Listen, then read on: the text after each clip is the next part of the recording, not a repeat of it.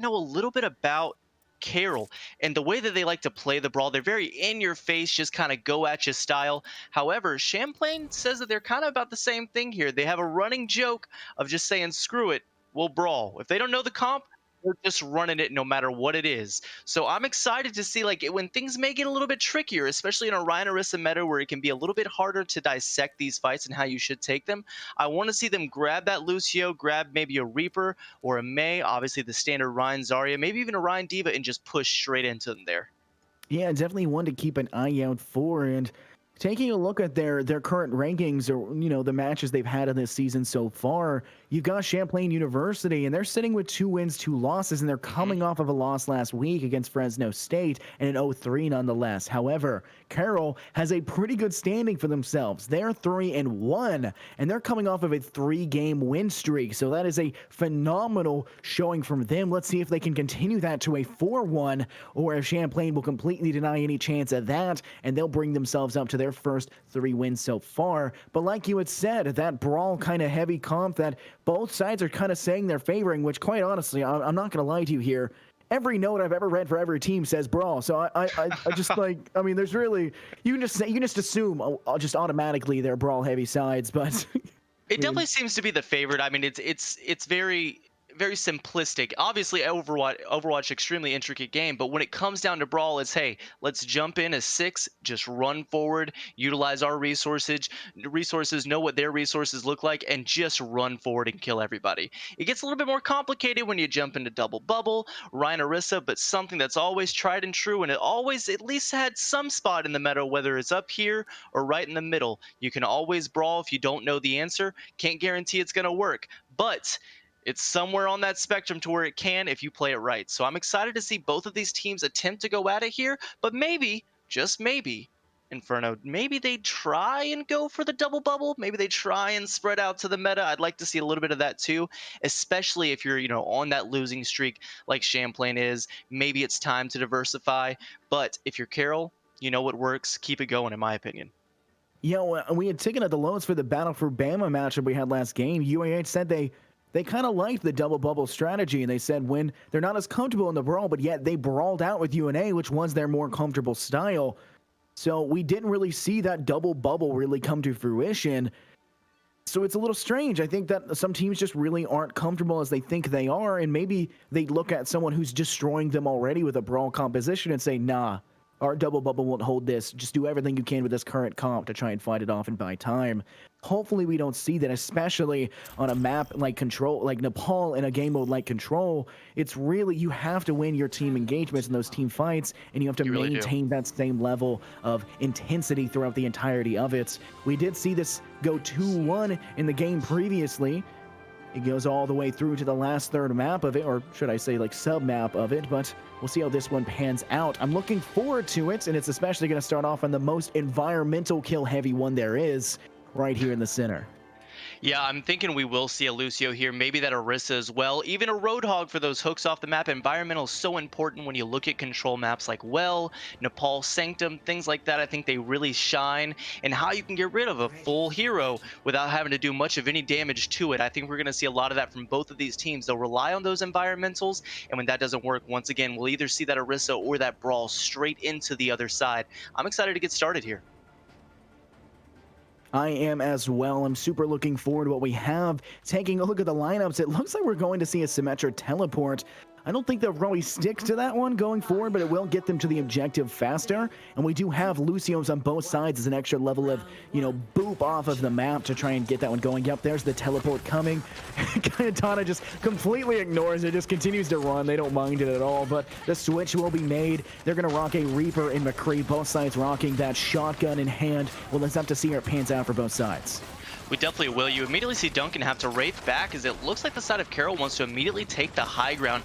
I either want to see them drop down or force the brawl right onto the payload, excuse me, not the payload, the point, but Silent immediately gets a headshot on his Spackles. That spells trouble for the rest of Champlain. Yeah, Carroll definitely taking that one in stride at the beginning, and now you've got Champlain who's kind of stuck below. A teleport will cross across, but it's going to be a firefight between Silence and, of course, between Duncan to see who's going to win that one out. And Hanzo has a lot of damage that could be had. A support now coming from Immortal to help that firefight. Duncan's going to have to step away. Looking worse for Warren, will fall to that fight. Immortality Field will have been placed down but destroyed quite swiftly, as it's going to look like Champlain's going to find themselves some picks. A shatter that almost knocks him off the map will go instead into the side of the stairs, and it's looking kind of funny here from the very beginning stages, but it does look like the objective will be switched. It was so strange, Infernos. The red T, she was just left alone. You could tell that Silent and team wanted to brawl forward there, but the red T was left by herself, and the rest of Champlain just collapsed on her. She didn't get the healing she needed. Lasker threw a last-ditch effort Immortality Field, but it wasn't enough. Hopefully she gets the support she needs as she wants to brawl forward onto the side of Champlain and Martis themselves right now. Yeah, Bitter Vet does have the Graviton available, so a firefight could go off of that. No one really available to eat that, but Red T will fall. An environmental kill from BioWolf will find out the opposition of Cayetana, and it's looking like the engagement's going to be taking a step back. Bitter Vet's side of Carroll University will take a full sin back to regroup.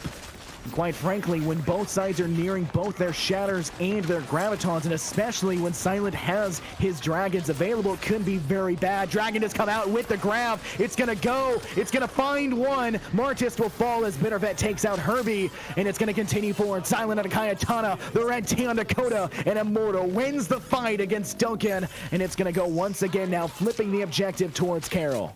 I think both teams knew that had to be the fight, Infernos. They had the grab, they had the dragons. The beat drop came out. I would have liked to see Carroll try and swing into it, but the damage was enough. Silent ended up getting some storm arrows into the grab as well.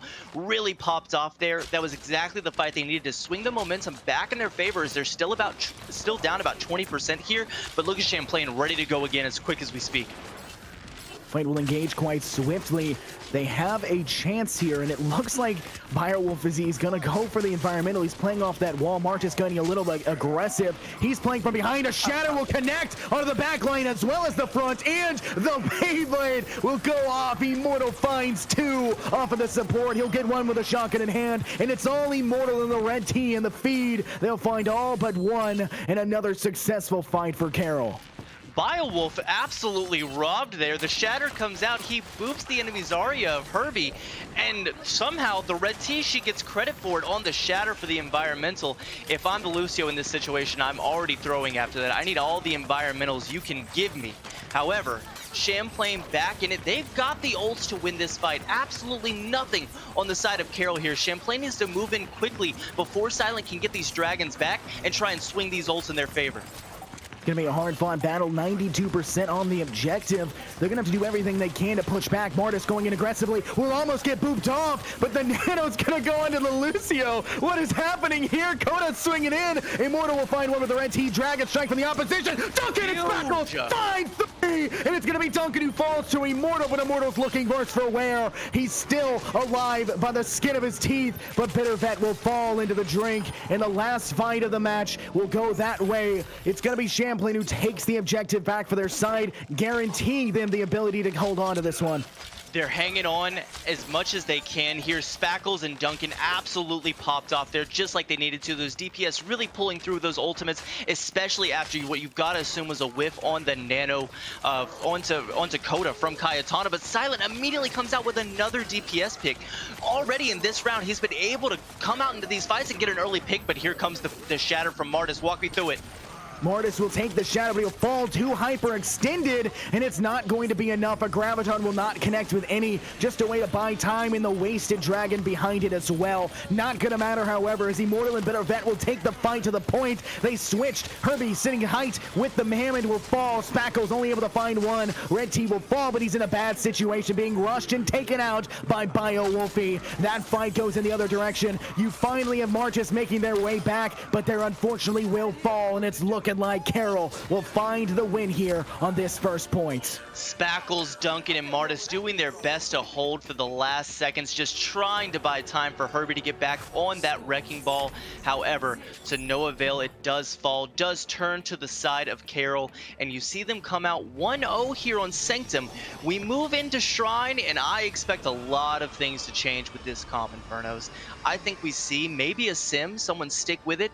I think the Reaper stays, but I think now you can open up to like a more standard Ryan Zarya, or my favorite, keep the wrecking ball on a very spin to win map like Shrine can be.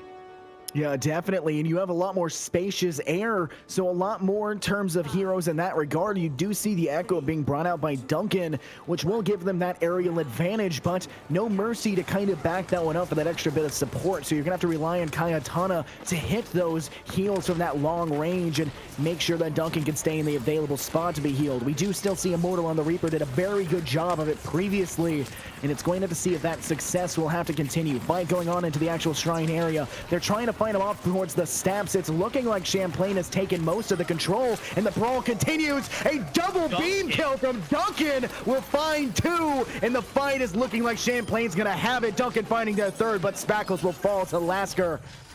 Look at Duncan popping off with the aerial assault here, recognizes that Silent and Immortal unable to deal with him as far as any hit scan is concerned. He gets the double focusing beam kill like you mentioned, ends up topping it off, gets the kill onto the red T. She falls, and the rest of it is just bad news for the side of Carroll. Champlain take this already about 20%, and look at the ult economy here. Martis almost ready to go with a shatter right there in the oven. Kayatana almost ready with the nano as well. I want to see them deal with a little bit of poke here and then try and build up these DPS ultimates, but Carroll University immediately wanting to move in here.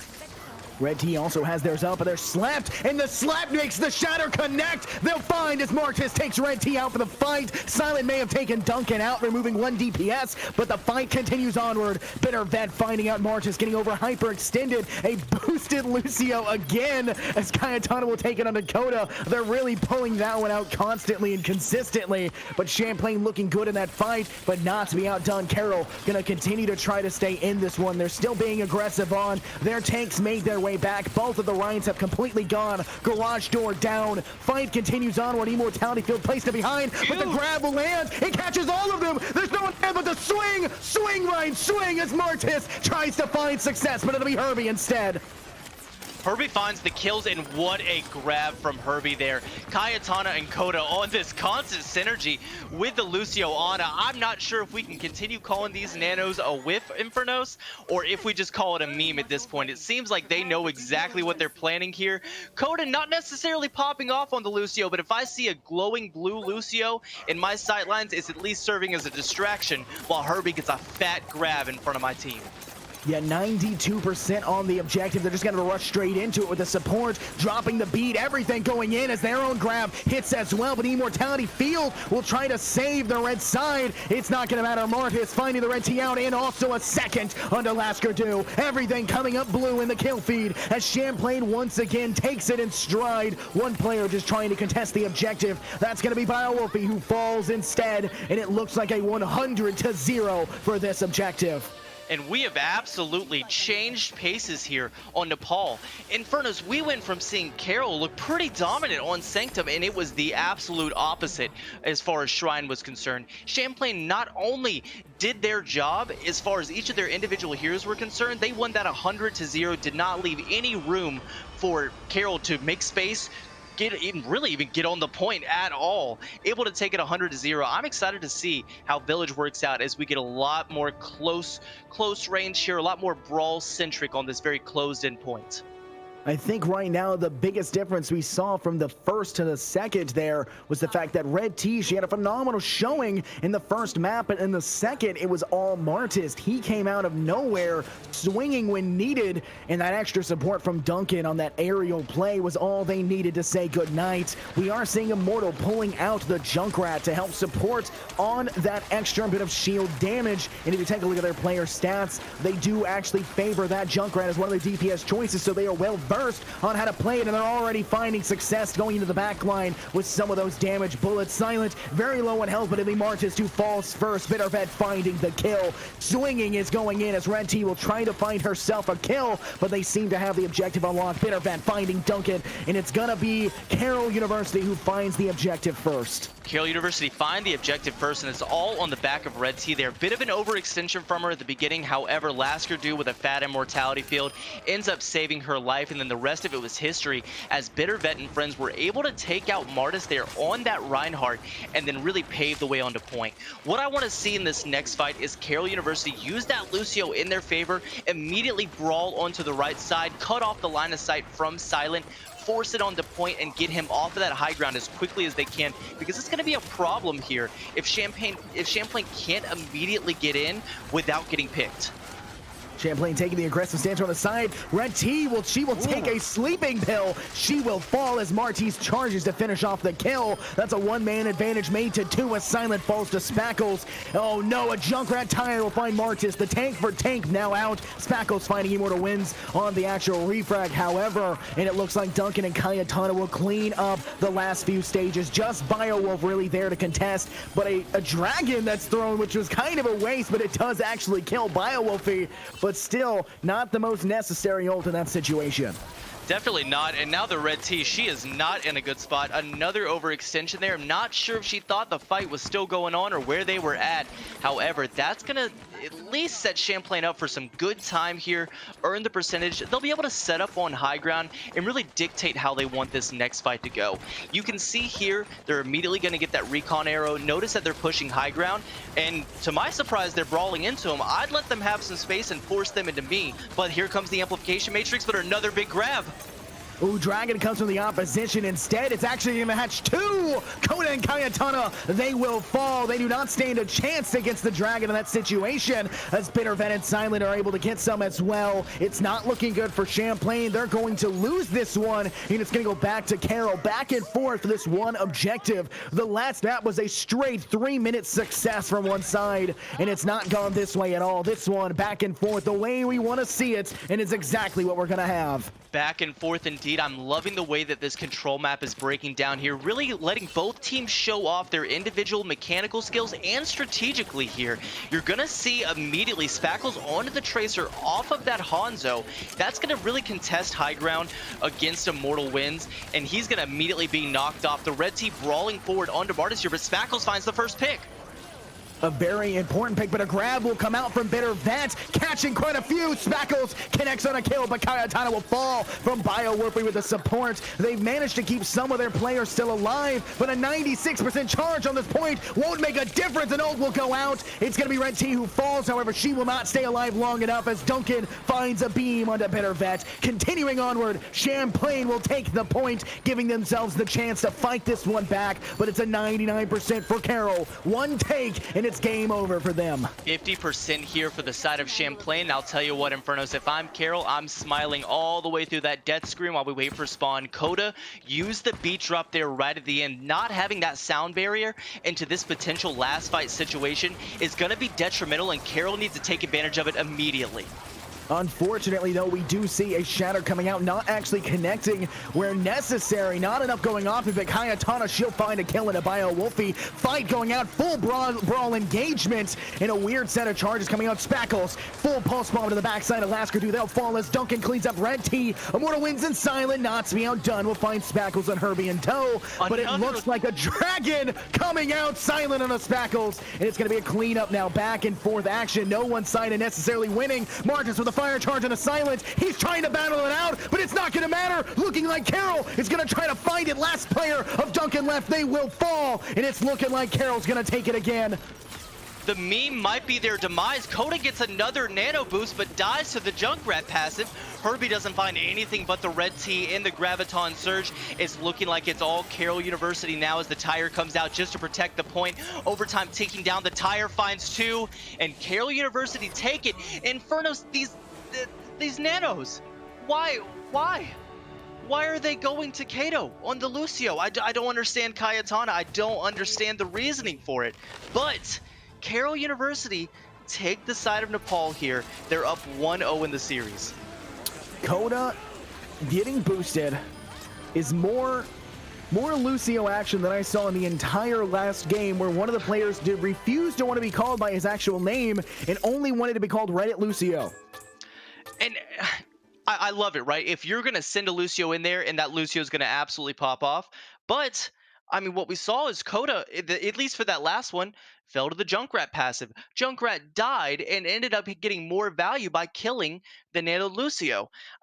I've got to think that some things have got to change at this point. If I'm the side of Champlain, okay, ha ha ha. Okay, we nanoed the Lucio 3 times on Nepal. Hilarious, good meme. Let's buckle down. Let's win this series. We're halfway through the season here. We got to figure out what's next as we jump into the next map, because right now, something barely isn't working because we're right there at letting it work. Such a close map that Nepal was. All we've got to do is fine tune a couple things. We've got this. Ha ha ha. Ha ha ha. Ha ha ha, indeed. Now, trust me, I'm a big fan of boosting your Lucio and going through that one. He not only is able to drop the beat, but drop the frags as well and be able to find some of those kills. But it's just not what you want in such a close map. You did take map 2 very successfully, and you did also boost Coda in that map, but you can't do it on the third when it's back and forth, especially in that last situation where it is quite literally just 2 players who fought off the rest of your team, and they took it. They won that fight, and they win the entire map because of it. You cannot make that mistake again. We're going to have to see if they're able to do that, because we're going to be heading over to a new map here, so it's going to be that much more difficult for them now to figure out what to do on Numbani, where Lucios can have a presence, but really and truly, you're going to need to actually boost your Reinhardts, your DPSs, to keep them and keep the DPS hot. Yeah, I mean, like, I understand Nano for a similar reason of not, letting a DPS kill everything. Reinhardt doesn't need to swing forward with every Nano boost. However, what it's fantastic at, if you combine it with that Bio Nade, it is a ton of healing that is in an instant. That burst of healing is so critical, especially when the Reinhardts are playing mind games against each other. If I'm swinging forward on a 120 health Rein, and all of a sudden he's a 400 health Rein, there's a problem. And that's where Nano Boost really finds its value. Not necessarily if, oh, they shattered, now my Reinhardt's going to swing forward with this Nano Boost. That's all fine and dandy. But when you're able to sustain a tank, save a Mercy who's rezzing in the one-off situations, hit a tactical visor with it on a soldier, that's where it really finds its value. The Reddit Lucio, I'm sure it has its value as well. 3 times on Nepal, I'm personally questioning it. I don't know if everyone else is with me, but I want to see something, maybe just a little bit of something change here. Now, sometimes you just kind of have to let the gameplay speak for itself. True. And quite frankly, that's exactly what happened with those Nano Lucios.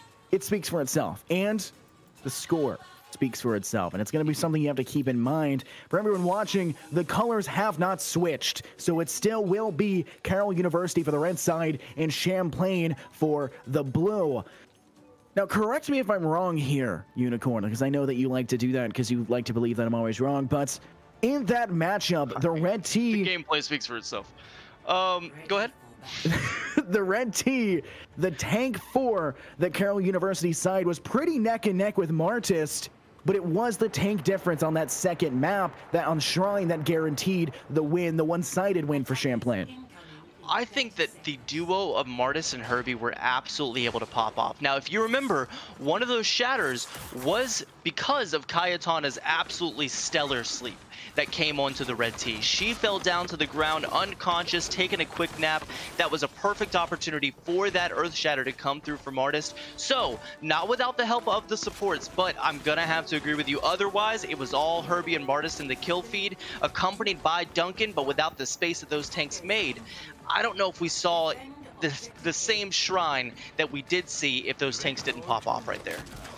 Yeah, you definitely going to have to worry about that now. But speaking of the lineups, we had seen Spackles or Duncan kind of opt for the Soldier initially. They didn't stick with it on the last map, but now we are seeing it being stuck with. So a Soldier 76 will come out. But if you take a look now, they're taking the low ground. Carroll's going to come from below. They're going to have to jump from the top side to help defend, but it's going to go to their side. Silent fighting. Kayatana, she'll fall, but Bitter Vet finds Spackles, the Soldier not getting full of support. Martis swings and finds Bitter Vet in tow. Swinging into the backside. Biowolf will fall as well as as Herbie on the Sigma will connect onto Laskardu. Silent, he's able to get an exit frag on Dakota, but it won't matter for long as Duncan will clean up in tow. And it's looking like the fight on the point between Martis and, of course, the Red T. It'll be Martis who takes it in stride. Champlain winning the first engagement, and Martis is already at a 91% ult charge. 91 on that shatter, and you've got to thank BioWolf for it. Grab that mega, healed themselves with the bio nade, and so Martis had to swing 8 or 9 times into an Ana, which you don't expect to see. However, it happened, and man, that was so close for working out for the attacking side of Carroll there. They came low ground, forced the defense down, and then the brawl happened. That's exactly what they want. But speaking of what they want, the Red T shattered, and that looks good for the side of Champlain.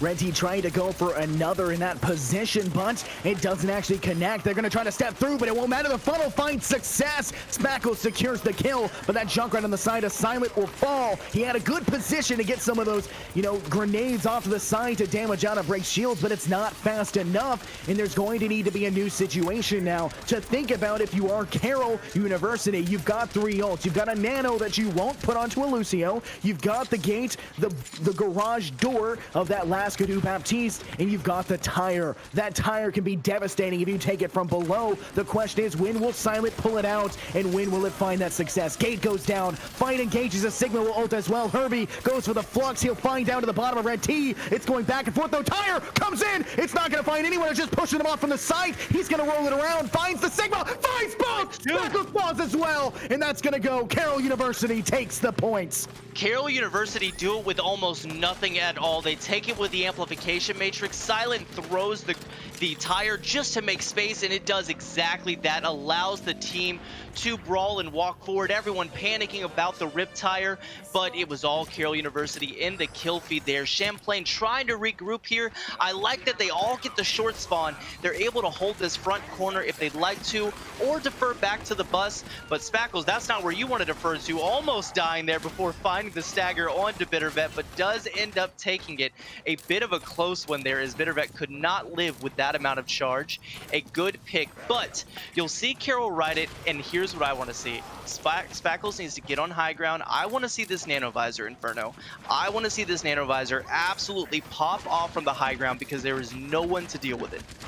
Absolutely none. You'll have the Widowmaker trying to do their best. That Silent has switched to, but a Graviton will go to the 3 in the back line. From up above now, Silent's going to try to catch the others off guard. No kills gathered because of a successful hold there in the Immortality field to be able to keep them alive. But a 3 high noon from Immortal will find onto the back. The back line and DPS won't go. Immortal finishes it with a gun in hand as well. Bittervet will clean up the last 2. It is, in fact, a team kill, a team wipe for the Carroll University side. Joke's on you. You thought it stopped working in gold. The flank noon is alive and well here in the NECC. Finds 3, combine it with the 4K after the headshot and body shot. Immortal wins, pops off there, and single-handedly walks it in streets phase for the side of Carroll University, and they have all the momentum to work with here. Just a couple DPS ultimates at bay to try and hold them off here for the side of Champlain, but Carroll has all the time in the world to get this in with 3:45 on the clock. Look at the positioning here of Silent taking the back line, going to try and catch Cayetana off guard. Those healers in the backside are going to struggle into this one. When you let a Widowmaker take your back end, they'll take Duncan in stride. They're going to go for the others. They're not turning to it. They're not aware for the backside. Martis is forced to completely turn around to support Sparkles, heading his way as well. He's not able to get anything. He'll fall because he turns his back. Silent on a Cayetana, and that Widowmaker will continue to rain down terror on the backside as Bittervet will take the front completely in favor of Carroll, because Champlain let a Widowmaker take the back. Spackles falls again. That's Silent on top, and not so silent showmanship from him as he'll continue forward. Oh my goodness, a Graviton on the spawn will only find one, but they won't make it back in time. That's gonna go Carroll University to make it all the way and take that one with 2:55 left in the bank. Martis not able to touch with that pin, and I've got to assume that's exactly what Carroll meant when they drew it up on the whiteboard in the dorm room. They got together and decided that was how they were going to push it, and it worked out. The flank noon paid off. Then you send Silent on an absolutely stellar flank on the Widowmaker there, just sits in the back line and clicks heads for a living. You would think it wouldn't work here, but it pays off tenfold as they cap Numbani with right at 3 minutes left on the clock, and the spirits have got to be high as they gear up for what I want to see, a full hold on defense here. They've got the momentum in their favor. I think they continue to use it on defense, and they don't give up any room. One thing to keep in mind, however, though, for the attacking side, if they can actually push this one forward, which they are going to bring a Mei and a Reaper to try to do so, this brawl-centric, in-your-face attitude they're trying to come out here from Champlain is going to need to be able to find that success. For the defensive side, you have a Reaper as well, and you have Silent rocking the Hanzo for that long-distance firing, but the question is, how do you deal with the Boostio? How do you deal with the Nano Coda coming through? She'll try to find more than one, and hopefully she won't find herself once again taking the L and not able to find anything.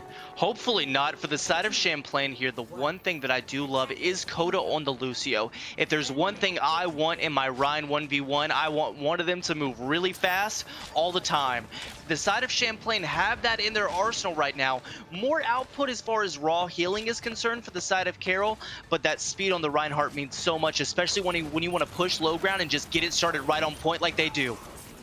The fight will contest on top. The Rhine swinging into each other. Martis looking like he had the advantage, but the healers on the side of the red tee, she'll win that fight. Immortal finding out Coda, she will fall, and a regroup needs to come through. Spackles making the rotation out to the Widowmaker. Silent brought it out previously. Spackles thinking they can do it too.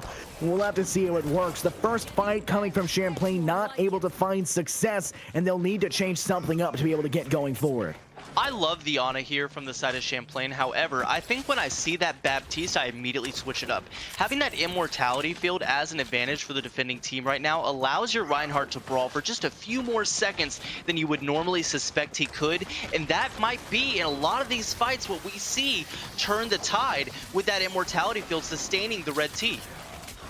Brawl goes in before, but it'll be the backside. It's going to go again. This is going to be Carroll finding out the tank, which allows for Spackles and Duncan to be removed from the opposition. The chase is underway. Silent catching Kayatana off guard. And the last two players remaining is going to be Coda and, of course, your Herbie. They're going to escape with their lives, allowing Martis to come back from the respawn, but you've lost too many fights back to back, and the red tee has their shatter available. It's not looking good for this next engagement. It's definitely not. I think Champlain needs to really just get their bearings, push low ground again, force the drive-by, get the shatter out of the red team, maybe even the dragons if they can, and then just go again. You know, get the one fight, make sure you lose it, get the shatter out, and then go again on the next one. But instead, they're brawling forward here. There's the shatter. Don't use any more ultimates. Honestly, the shatter didn't even seem to connect, but it's not really going to matter. Bitter Vet comes through and finds two. And it looks like Immortal will have that Beyblade coming up, the Death Blossom available, but unfortunately, like we said, don't use the ult in this situation. Silent, not so silent on the kill feed, will find two. The players not able to escape with their life, and it's definitely showing they have not removed that sniper combination of the Ana and Hanzo on that secondary high ground. You have to remove them if you want any chance of pushing forward past that funnel. And this might be the crutch that Champlain sees throughout the entirety of this season here. They can no longer brawl, right? Ult economy is not in their favor. They can't get away with it anymore. They need to send a Winston up to that high ground, but instead, low ground again. You see them trying to get the brawl done. They do have the personal barrier out of Bitter Vet. This could turn in their favor, but here comes the Grab Dragons. Oh, Silent once again, 4 on the feed as Immortal will take one of them away from him. It's just going to be Kayatana. She's hiding out behind the desk. No, not behind the desk. She's out in front of the desk. He'll try to take Silent out. Will win the fight as well. A cheeky punch thrown in. Oh my goodness, Silent is definitely silent after that kill. Does not want to talk about it. It's the small things in life, Infernos. You may lose the map. 40 seconds left here, but hey, you got the 1v1 onto the pop-off DPS player. Speaking of 1v1s, the Rhine 1v1 is out. The double nanos are there. Martis has a freeze on his side. The red T, she ends up falling. The kill feed is lighting up blue right now. Bittervet gets caught in the grab after having a lot of charge and popping off. Coda finds the boop kill onto Immortal wins, and it's all Champlain there to wrap it up. 15 seconds left. They end up taking point A here on this hybrid map. They're really going to have to show off on street space if they want anywhere close to a time that Carroll put out. I'm telling you right here, I said you have to take control of that secondary, that tertiary high ground if you want to win that engagement. Oh, absolutely. And guess what?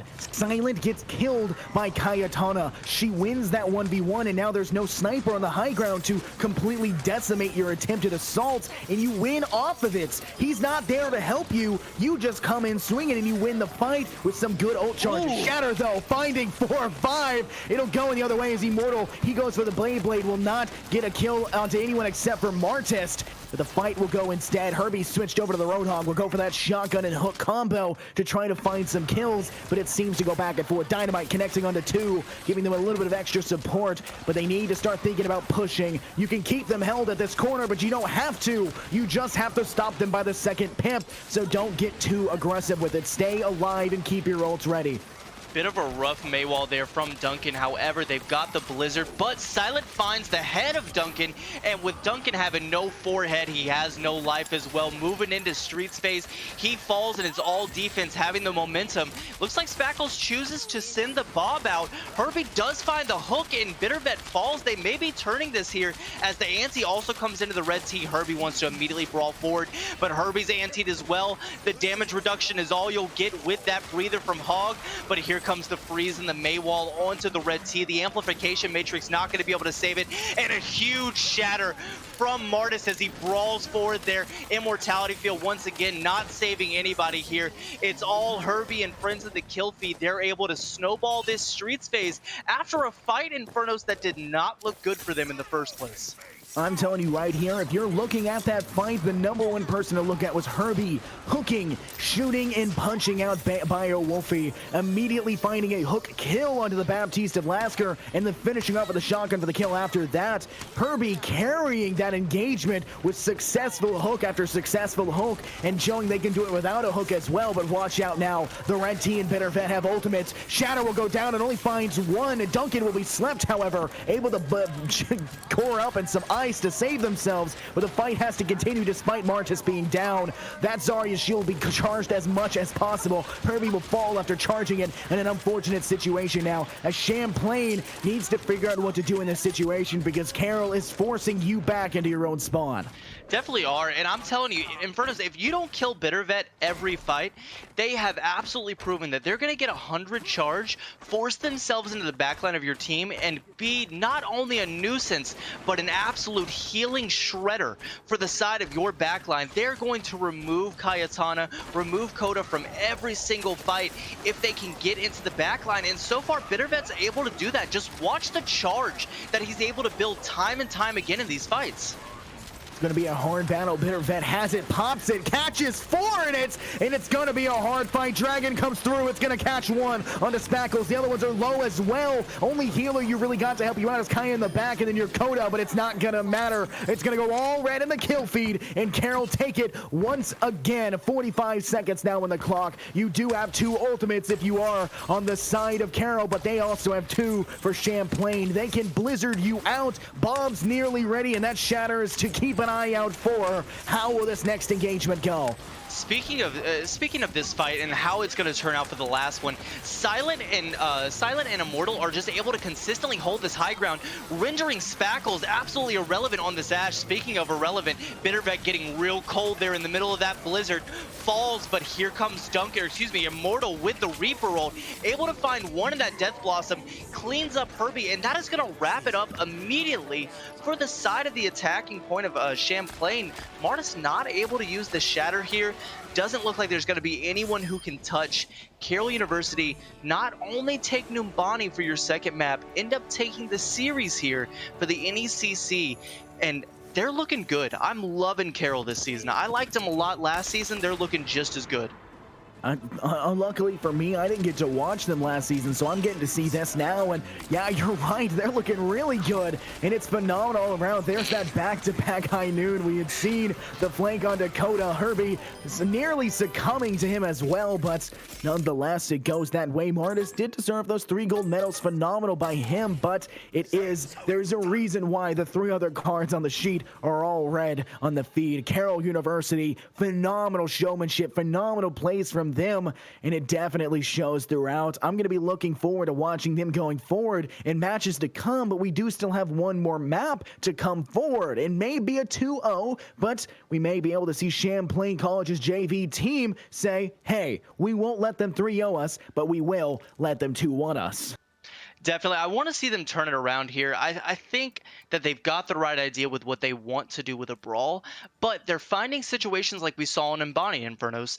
So when you have Silent, when you have an Ana over there from the side of Laskerdu and Biowolf, when you've got your supports on that high ground, there's only a few things that can deal with those heroes. That's a Winston. It's a diva. It's some sort of dive like a wrecking ball. It can't just be the standard Ryan Zarya brawl where you throw yourself onto the point because you've got nothing, not even in their case, a DPS with what they were running to contest that high ground. So Silent just gets to sit up there for as long as he wants. Eventually, one of those tree logs that he calls arrows are going to connect to a head like it did so often and absolutely turn the tide. And that's what we saw time and time again. Champlain had a good run on Streets phase, but they only saw 2, maybe 3 good fights for point 3 because of how long the initial hybrid portion of the map took them in point A. And I think it all comes down to that high ground.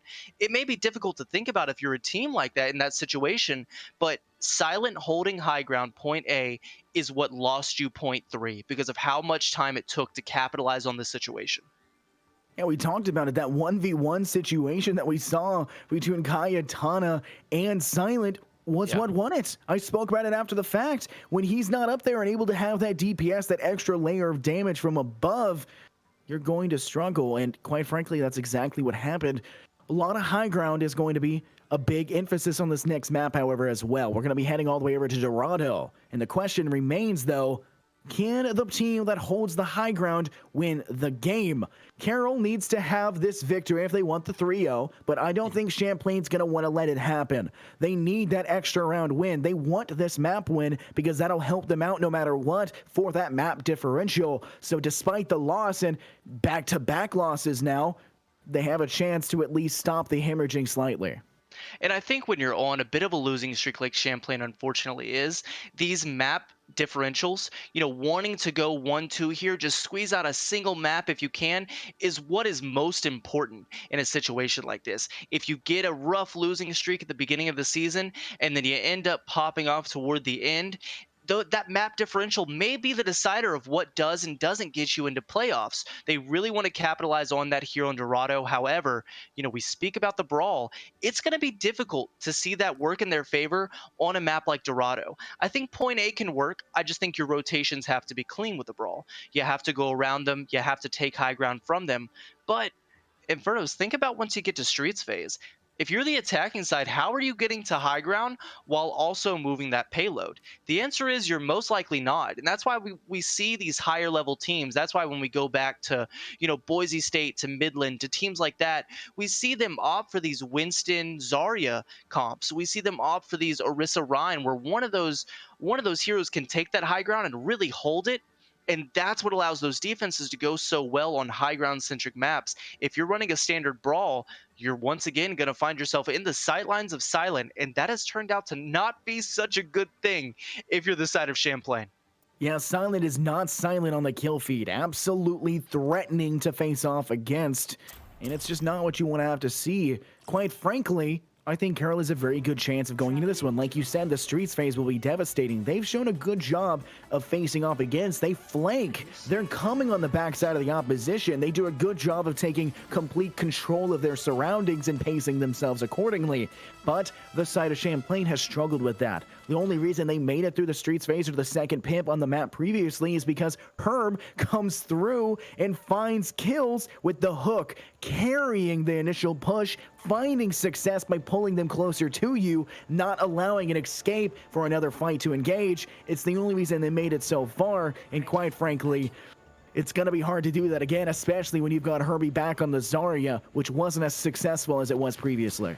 And speaking of looking at these sides, at these comps, you do see Carroll University opting for the defense here, or actually the other way around. You see Champlain opting for the attack. A little strange, however, it is what we have in front of us. So Carroll gets to defend first, which is a pretty large advantage, I'd say. However, with that side swap, walk me through the composition here for the side of Carroll University on this defense, because what I'm seeing for attack, you've got the Grab Dragons from Herbie and Duncan. I love Spackles continuing to run this Tracer. I think he's really been able to pop off. Kayatana and Koda on their specialties, their Ana and their Lucio, we obviously know they've been in tandem. What are we working with here for Carroll?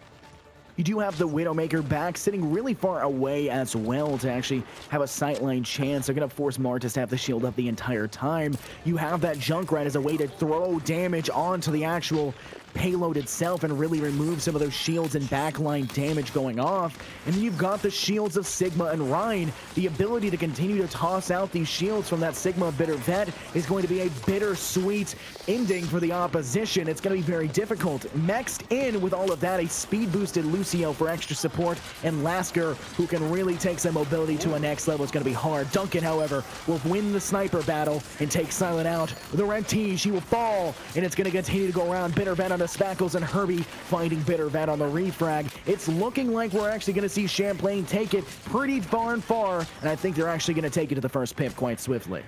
Martis is able to walk forward there after Duncan opened the whole thing up. When you don't, especially for a map like Dorado, when you don't have Silent on a Widowmaker able to cut off an entire sightline, it's free reign for that brawl you love so much, and you're able to run, and that's exactly what they do. They take advantage of that small window of time that they can brawl. It works out in their favor. You see them immediately pushing Streets phase, and this is what they have to do, right? They have to take space early if they want to deny that high ground. They have to force the fight onto the ground and really brawl out. This Nano and that Shatter does it as Martis is able to walk forward and just make as much space as possible. Immortal Winds throws out the tire, but it doesn't find anybody, and Bitter Vet is left running from Herbie on this high charge Zarya. Not sure why Immortal Winds went for the tire in that situation. They've had it charged. They were the first ultimate to be charged. A very good job of having that up. But the fight that's continuing, you just can't bust out a little bit too early. You didn't find enough of your opposition's tank of Martis on that. You needed to play that a little bit better in the situation. But a grab will come out. Herbie on the big one. They'll swing around Martis trying to find everybody. The Immortality Field will save, but Sigma's ult, it'll come through. Gravitic dropping, and it'll be two that fall into the damage. Silent and Bitter Vet, they will fall, but a nice pulse bomb from Spackles to take BioWolfie and the Red T out. Herbie, the last few remaining player of Immortal Winds, will go. Lasker Doodle being played with like food, and it'll be Martis who cleans it up swiftly. That was an absolute five-head move from Herbie there. Who was it? I believe it was Laskerdu who threw out the amplification matrix, and instead of allowing Reinhardt to throw a fire strike through it, Herbie says, you know what, you're absolutely right, let's go ahead and take the fight. Grabs them behind the amp window so that Laskerdu can't get those amplified heals onto the team, and that's how they're able to turn that fight around. The Gravitic Flux not able to make as much space as they originally wanted, and Herbie absolutely turning that fight 100% on his own here as we move into point 3. And now the kills are turning around for the side of Carroll. Good job, though, here not to dog on Champlain at all after losing this initial engagement. They lost Martis to Silent on the McCree, and what is the first thing they do? Stop, turn around, and start backpedaling immediately. Good decision to not let them get any more kills. They did manage to find one, but not too big of a deficit. But don't intend to take that fight despite it. Shatter connects. Martis caught off guard. Will the heals be enough? Oh no, it'll be the Red T. She's way out of position. Will be caught off guard, and it's going to go the other way. Duncan finds it. Bad decision there by Carroll University, and it's going to be a rotated Graviton surge by Herbie. They'll continue the fight. Duncan on 2. Martis on the Bitter Vet, and the fight continues going forward. Last two players standing. Your Mora, Wolfie, and Silent. They're trying to escape, but it's not looking good. Silent falls, but not before taking out Spackles. I'm not sure if that was the biggest brain play I've ever seen. I just complimented Herbie, but if I'm not mistaken, I just watched Coda boop the red T away from any sort of structure to boop Martis against or to pin him against, and instead boops him all the way in the back. It turns it around for the side of Champlain on the attack, and now you can see they're just steamrolling here, trying to clean up the staggers. The red T is back, trying to make as much space as she can, but Immortal wins. Her DPS has fallen. She's booped out of her own immortality field. Laskardu doing his best to keep the side of Bittervet and friends alive, but the boop knocks him off of payload, and they're able to cap with that. Good play there from Champlain. 3:30 on the clock, and this is a different Champlain than we've seen from the last two maps, and it's exactly like we talked about. This is what we wanted to see from them. Yeah, it's exactly what you need to see as well. I couldn't hold in my laugh of the boop right there. It's such a nuisance to deal with Wrecking Ball with the Hammond coming through and just able to swing on the payload. It can be a difficulty to try and take them out, especially with the fact they have that shield and extra support. They're just a phenomenal tank in almost all occasions. Quite frankly, they're just annoying. It's just plain and simple, just taking them over the wall, just saying, nope, not today, go for the three-pointer, you're going out to the left field. Exactly what happened, removed any chance of them to continue to touch, and it was a phenomenal defensive hold for about 20 seconds of bot time, but the attack was not going to be stopped, and it was showing. The one fight they lost in that situation, I talked about decisive decision-making to say, hey, we lost Martis, take the step back, we'll fight him again, and that charge from the red team where she messed up and went too far with Martis decided the rest of that pacing because they were staggered throughout the rest of the fight. And it's all in an effort to keep Herbie alive, right? You want, I think you make that conscious decision very quickly and decisively, like you mentioned, because you want to keep the charge on Herbie. And I can't stress enough, I'll say it for the rest of the night, Coda and that boop knocks the red T into Narnia, the middle of nowhere, and then no one's there to support him. Or excuse me, no one's there to support it. They walk forward, and that's what turns it around for the attacking side, and the rest was just a snowball story. Coda gets MVP for the whole map, no matter how this turns out, just for that play alone. Yeah, absolutely phenomenal all around. We are going to see Spackles. Just as I'm talking about them, casters cursing it out. They weren't playing the Junkrat. They will actually revive it. I think that's actually a good decision despite it being so early in the fight, because that Junkrat's going to be a decisive factor in determining everything going forward. The push will come. Herbie will take out Lasker. Immortal will fall to Duncan, but the revive from Wolfie will bring Lasker back into the fight. The engagements will continue, and Spackles is continuing to rain down fire on the opposition to just remove any chance of these shields. Red T going for a charge, not finding that success. Spackles in the face of it, despite the fire charge connecting, and Martis is going in for the brawl, continuing the engagement. Roadhog Hook will connect. They're low, but the healers are there to support. No chance for him to fall despite dropping to about 50 HP, and Duncan will finish off that initial fight onto Silent. Martis does fall low, however, it's a clean bubble from Herbie there. That allows Duncan and friends to continue getting picks here, and I'm not sure if Duncan decided to drink some of the Silent mojo there, but he's absolutely popping off with this Hanzo, showing that he is just as mechanically inclined as Silent is on this respective hero, and this is all the Duncan show for the last round and a half or so.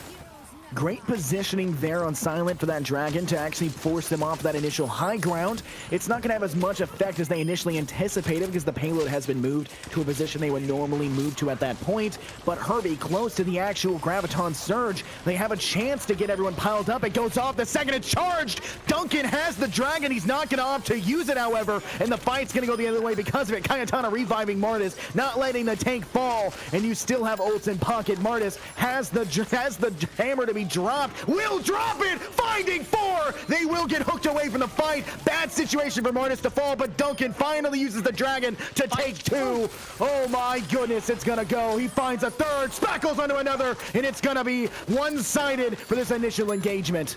The defense trying to single-handedly hold this after the tank's fall. Herbie opted to use the grab, but Duncan had just died to the side of Bitter Vet. There wasn't able to use the dragon. That's made it this brawly fight that you have in front of you. Herbie trying to hold around this fountain, stay away from Bitter Vet's hook. Speaking of Bitter Vet, he's got the whole hog. He's using it, but the beat drop is there in an effort to sustain the rest of Champlain. It's definitely come to fruition here as they're able to get back on payload safe and sound and brawl forward. But here comes the red T. She's back as the DPS and healer are not there as Immortal wins, comes out on the Junkrat and finds two. That's going to allow the red T space to brawl forward here. But Martis and friends have the Riptire from the side of Spackles. He doesn't find anything with it, but the Immortality field is down now. Ooh, a massive shatter. They attempted, they traded tit for tat, but Red Team will get the better of it, and it's looking like they're going to continue to do so. Carroll taking everything in their option to push this one going forward. Phenomenal job of it so far. It's just Herbie to try and deny. Little to no HP, and no chance. They'll kill themselves, actually, in the process of going forward with it. And once again, they finally make it to this middle stage we've talked about before, where brawling is so difficult facing off against high ground heroes they have to face off against. Their one option to go for this is they're going to bring out Silent on the Widowmaker in hopes of it countering other players taking the high ground. And I think it definitely will. Silent has definitely been a problem on this Widowmaker, but he's right now in a 1v1 against Duncan, who's been just as much of a problem. Duncan finds the pick onto Laskardu, gets a little bit of damage onto Silent, chooses to back out there quickly, but the brawl is still breaking out on the front line here. Cayetana, she's able to pop that Valkyrie. That's going to send the rest of Carroll packing for now. They want to go back to payload, count their wins, and try and move forward here, but Bittervet already with another whole hog. And look at Immortal. He lives in the kill feed, Infernos. Absolutely disgusting to behold. Garage Wall will go off combined with a Graviton Surge and Dragon. Immortality Field will save the lives, however. Phenomenal by Laskardu with everything there. Silent finding Duncan. Herbie taking out the red T, but Bittervet will fall in tow. No tanks now left for that side of Carroll. And now you've lost Immortal. They'll bring back Bittervet, but it's a little bit too late in the situation. Biowolfie just trying to stop the hemorrhaging slightly, but you have the nice pull. It'll take the opposition of Martis, but it won't be able to do anything beyond that. Martis does have a shatter available. If they can catch him off guard, it will guarantee. He connects with one on the shatter. It's not enough as an Immortality Field will go down and the push will come to fruition. Immortal stepping up aggressively with the actual bomb. He'll try to get close, takes the high ground into Spackles. They'll trade between each other. One's pocketed, however, to help support. And now you see Champlain taking the low ground as Carroll will try to take high. Immortal now on the Riptire Dakota, and they're going to find one in trades. That's going to be a trade out as Spackle finds Immortal, not letting the co-finder Junkrat stay alive any longer. Spackles finds Immortal with it, but not before Coda fell to a Riptire of their own from the side of Carroll there. They've got the payload. I want to see them continue to use. Wait a second, Cayetana already with another Valkyrie. She's absolutely farming on this Mercy. Herbie with his 18th grab of the round already. This is nothing but a brawl fest here as Bittervet is in the back line. He's finding it as well. His 17th whole hog comes out. The Valkyrie's there and it stops the res. Cayetana falls. Martis hits his 42nd and a half shatter. Brawling forward here is the defense, and they're able to at least, well, maybe stop Biowolf. Yeah, Biowolf falls. The defense holds for now. 24 seconds on the clock, and Silent finds a pick on Dakota, but it doesn't seem like they're able to break through the defense that is Champlain College. You have a bad situation. The gate will come through. That's Laskardu's 27th and a half. And the red T has theirs as well. The shatter could come to fruition. They're taking the aggressive stance. They want it. They're getting in the face of it. They go for it. It doesn't connect. He got 3/3 of it on his 75th attempt, but it's not going to matter. They'll find one with a fire strike. Dragon coming from the backside onto the payload will force them off for a little bit longer, but it's contested. They're so close, but they have to make it a little bit further. Silent finds onto Duncan. Tynes onto Spackles, a double kill. Bittervet, not to be outdone, finds Martist, and the push will have to continue. They're coming in swinging as Carroll will find their way forward and does actually make it to the second pip. Carroll University held their breath for that entire fight, and Silent just took a deep one, and then breathed out and said, hey, I've got this. Absolutely carried the fight. Some headshots, some body shots, really did a number on those tanks, and they were able to push forward here. A minute 15 left on the clock as they move to point 3. They won't be looking at the same time Champlain did, but they're just trying to make it at this point. Hard-fought battle will have to be going on. Herbie does have the ultimate ready on the Zarya. They're going to peek around the corner now. Will they actually go for the pop here? Martis finds one in the Lasker dude, and a second swing onto the red team. Martis will fall, however, to a bomb in the hands of Immortal Winds, but they'll fall in tow. Silent as well. Everything coming up red in the feed. Champlain doing a phenomenal job of keeping them at bay, and they'll hold on to it for a little bit longer. 38 seconds on the clock, and Carroll has a long way to push it to keep it going forward. I love that all of these DPS, at least in some aspect, have been matching each other for almost this whole series. Silent pops off on a Hanzo. Duncan shows us that he can pop off on a Hanzo as well. Immortal and Spackles going at it, whether it be a Tracer or a Junkrat 1v1. They constantly seem to be going one way or the other. But speaking of one way, Silent has found the kill feed all on his own here. He's popping off, but here comes the square root of 86 dragons for Duncan Wave. Duncan, QWE throws out another one here. The Graviton Surge comes out for Herbie. However, he falls before able to find anyone. Martis has it, but the beat drop, I don't believe, finds anyone but Kayatana. Will it be enough to get the res off? Looks like it will. Martis is back in the fight here at overtime. Got a lot of blue in front of him to get through, though. However, he does start with a pick onto the red T. She's on the ground via the Junkrat trap. The tire's here and finds 2, as the other tire for Spackles doesn't find anybody. The tire killed the tire, Infernos. Very, very dangerous situation. Silent coming up with 3 on the feed. Carroll doing everything can to push it back way forward. Silent continuing his spree as Immortal will find Kayatana out. The fight will continue, and it looks like Carroll will get it all the way. They'll get 1 minute of extra time, but when you look at the opposition of Champlain, they've got 4:21, and they'll try to make it all the way. They have plenty of time to do just that. Carroll is struggling on this map. It is just not their showing, and it's just like we talked about previously. You can lose 2-0 in the very beginning stages on the 2 maps, but all of a sudden you show up and you show out on the 3rd. It's the best thing about Overwatch here and competitive, and it's one of the reasons why I enjoy casting it so much. Understanding that it's not over until it's over, and I love it, Infernos. Neither of these teams making it easy on the other. Carroll refusing to back down from their potential 2-1. They want the full 3-0. Champlain saying, hey, we'll take a map out of this. We'll take everything we can get, and we'll scrape tooth and nail for it as they continue to fight here on Dorado. And man, have they earned the time bake that's in front of them. Excuse me.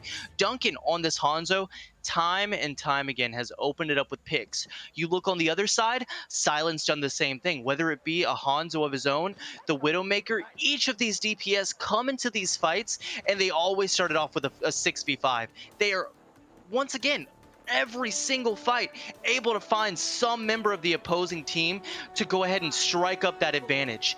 Then the fights get brawly and tanks start popping off, but I am loving this series from both teams. Neither are letting down to give us an absolute show here on Dorado for map 3. It's exactly what you want to behold. They're going to go ahead and hop onto the payload, push it forward. 4 players keeping that one going forward. They'll be forced to take off as the high ground will give them a good sight line in to be able to be faced off. And the one big plays from both sides that we're seeing has been these Junkrats coming through. Duncan will fall on the Hanzo, but Kayatana won't let it stand. Spackles takes the opponent Hanzo as well, but they're not going to go for the revive just yet. Silent has a close enough spawn. Try not to waste that revive. And right now, Duncan uncontested on the high ground. They'll spot him and he'll turn, but in this situation, he does have a good chance to get away and get the kills. Spackles under the red tee. You've lost that tank, and now it's time for the punishment. They'll use the revive that they didn't waste earlier, but it's not really going to matter. Spackles will take your DPS in the back line. Herbie, however, will fall to Bitter Vet. 4 seconds now of time, and they'll have to stay on if they want any chance. It's one team fight for you to lose it all, and it's going to be that much more difficult going forward. It definitely is, and you've got to assume with Bittervet taking out Herbie there, the difference of having a Zarya is gonna pay off for the side of Carroll here. You see Bittervet moving forward, trapped as of right now, but that's an early tire from the side of Champlain. Can it do anything? Luckily, the red T, she gets bubbled, and the tire is unable to find anybody, but Biowolf is right there with the Resurrect. I want to see Carroll continue to move forward and brawl because they've got to stay alive with Bittervet. That's all of their damage right now. Oh no, Martis gets a shadow and actually kills, and Duncan will find the red T inside of the Dragon. Not looking good, tit for tat. Duncan finding another onto Silent, removing them. Immortal gets too high. He boosts themselves away and he gets off. Round 3 completes, and they only made it 75 meters. And it's not going to matter. 4 minutes and 21 seconds left for them to go forward. It was so close there, and I don't think they were done, Infernos. I think it was looking rough for the side of Carroll, but I don't think that they were done with that fight. I don't think they were done with the push. Bittervet was alive with both one support there, I believe. Toward the end, I think the other fell.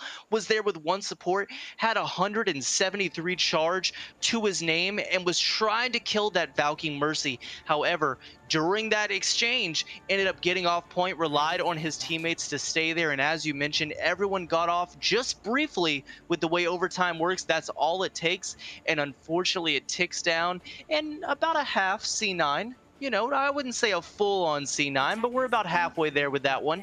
Bittervet needed to stay alive with all that charge, did so, but unfortunately had to stay on payload as well. And look at what the defense is showing up with this time, Infernos. I see a robot that can put out a lot of damage quickly, and I don't mean the one that looks like a horse. Yes, they're bringing out the robot dynamic duo for their side, trying everything they can. They've been struggling so far, and hopefully this defensive hold will be better. I've said we will see bastions on this site, on this map, I should say. This isn't Rainbow Six Siege. We will see bastions on this map. It's just something that's going to have a high presence on this high ground, and is exactly what's going to go have into it. Orisa with the shields and Sigma with the ability to rotate them out as well. That double shield combination of being able to throw those out constantly will be that support that your Bastion needs, but they'll be taken out too quickly. They'll need to take a little bit of a step backwards. Silent needs to resituate themselves a little bit quicker, but it's not going to matter. They're pushing swiftly. They'll charge them. Silent will fall. Mortis does not care about what the opposition is trying, and he's going to continue to go forward, swinging in every direction, full heals. Nothing they can do about it as he takes out the red T in tow. Laskardu falls to Herbie. Martis rotates back to melee some more. Spackles finds Immortal wins, and it's not going to matter. Spackles finds Bitter Vest. Firewolf will try to revive the red T, but is it a little bit too late? It definitely looks like it is. There is no chance for them at this moment. Biowolf's just trying to stay on where she can, but it's not going to matter. They're going to just hold it, push it, and it's going to be a victory now for, of course, Champlain College JV's team. 2-1 maps here, and that's exactly what you want to see. Not a shutout. They manage their own. I love it, Infernos. They don't give up. They take it all the way to the end, and they get their one map differential. They needed it there as they did lose the series, but let's look at this play of the game from Herbie. Constantly at max charge here. You see coming in at 80, right there 99 toward the end. Good tracking as well, just fragging out, and I think a lot of it was the Herbie show as well as Duncan, just able to pop off on their respective heroes, whether it be that Zarya, whether it be, you know, as we mentioned, the Roadhog on Numbani, Duncan on the Hanzo, briefly on the Junkrat, was it? Junkrat? That Hanzo? Yeah. Junkrat as well as Immortal wins. I mean, all the DPS really showing off. However, I love the fight there from Champlain College. I understand you don't win the series. I got to give it up to Carroll. They take the 2-1. They take the series, move up as far as a record is concerned with another victory. However, Champlain College wins my heart coming at the end of that, just for fighting to the end. I do have to worry now, though. In the process of all this, we get to choose and vote for who's MVP. And while frankly, you have to face off against everybody else that's gone in the day, and I don't know if any of these players would necessarily beat out Game 1's MVP, but If I'm going to vote for any MVP in this one, I've got to give it to either Immortal or Duncan. The tanks were all right, but it was fairly even across the board for those tank battles. But it was the differential between the Hanzos and the difference between those Junkrats that really came into their own. So those battles, the Junkrat battle and the Hanzo battles, were like the pivotal points for each of these engagements. Who would you vote for in this situation? I think I would either go Immortal Wins for the Junkrat play. I would go Silent for really popping off on the Widowmaker, as well as the Hanzo in the earlier maps. I think what we like to do as casters so often is we're like, hey, this is what happened the last map, so this is my favorite because I just saw this in front of my eyes. However, if we go back to Silent on Numbani, it just could have full held there. If there wasn't an unfortunate 1v1 with Kayatana, and I'll give it up to Kayatana. She took that MVP 1v1. She earned Kayatana it. right there. Yep, We know it. we're settled. We We're got settled. it. Kayatana MVP. It's set in. However, when you move forward after that, the first tank that comes to mind isn't the Red T. It's not Martist. Both did well in their respective main tanks, but it comes down to Herbie and it comes down to Bittervet. I think you're inclined to immediately go with the winning team, right? So Bittervet moving into the backline constantly on the Roadhog there on Dorado, the constant high charge Zarya that you saw so frequently. I'm torn. I'll let you decide for me. I'm between Bittervet and I'm between Silent. It's a good call. That's true. I've thrown out Immortal Wins. I forgot that was your favorite. I've thrown that out. No, that's totally fine. Honestly, Silent had a phenomenal showing all around. When you do Definitely. think about second map, it was disgusting to behold. I mean, really, you had to get a 1v1 to lose it, right? That's what it Exactly. took to lose it. That's how Exactly. dominant it was. I would give it to Silent because of Okay. map 2, but it's close. I mean, it's like a 2% differential in my head just because of how dominant we saw the tank line be. I mean, come on. There's just nothing you can do. The Red T was kind of evened out with the opposition of Martis, but Bittervat just showed up. There was Rock, a paper, lot going scissors. on. Just everything they picked was successful for them. So I really love to behold that. Rock, paper, scissors. Rock, paper, scissors. All right, on Yeah. shoot. Me Silent and you Bittervet. Okay, we'll go with that. Okay. All right. On Shoot. Rock, paper, scissors, shoot. What is that? Paper? Mine's paper. Mine's I'm paper. So you scissors. got it. You All got right. it. So that's Bittervet. Bittervet's Bittervet. your MVP here for the NECC. Goes to Carroll University. Bittervet. I love it. It's a good pick. It's a good pick. Well deserved. Well deserved. Absolutely. Yep. But that's all the time we have for this one. We'll go to the next game. I actually think Unicorn, are you doing that next game as Hanging well? out. Yep. I'm still here. All right, you're staying out here. I have been Infernosis, 2 games back to back, having a good time. Hopefully you'll enjoy Unicorn's next cast, as I know I will as well, watching that one. This has been NECC, and we'll be right back with your next game coming up right real soon.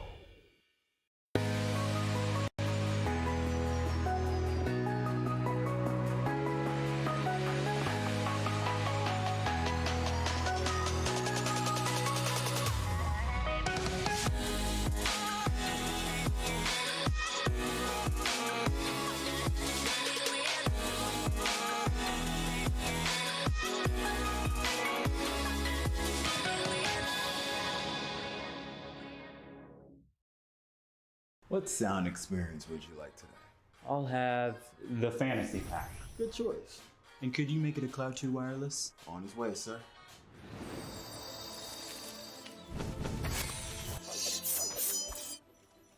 Sounds amazing.